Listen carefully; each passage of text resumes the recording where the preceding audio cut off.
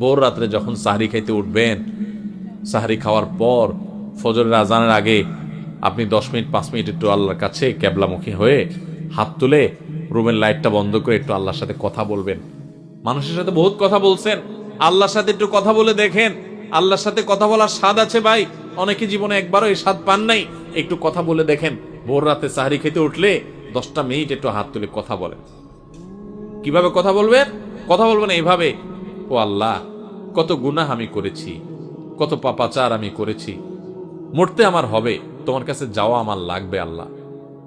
শয়তানের প্ররোচনা করেছি, এই রমজান মাস তুমি কত মানুষকে মাফ করে দাও।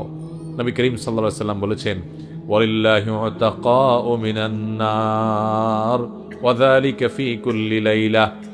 রমজানের প্রত্যেক রাতে আল্লাহ তাআলা অনেক মানুষকে সাধারণ ক্ষমা ঘোষণা করে দেন, যে যাও অমুক অমুক অমুক অমুক যাও, তোমাদেরকে মাফ করে দেওয়া হলো, জাহান্নাম থেকে মুক্ত ঘোষণা করে দেওয়া হলো। আল্লাহ কত মানুষকে আপনি সাধারণ ক্ষমা করে দিবেন।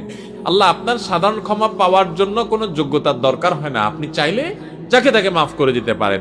দুনিয়ার প্রেসিডেন্ট প্রধানমন্ত্রী চাইলে একটা দেশের যাকে তাকে যা খুশি তা দিয়ে দিতে পারে। তাদের যদি ক্ষমতা, তারা তো মানুষ। আল্লাহ আপনি তো মহান সৃষ্টিকর্তা, আপনি তো চাইলে আমার সব অপরাধগুলো মাফ করে আমাকে ফেরেশতা বানায় ফেলতে পারেন, পারেন না আল্লাহ? তো আল্লাহ আপনি আমাকে মাফ করে দেন, এটা আল্লাহর সাথে কথা বলবেন।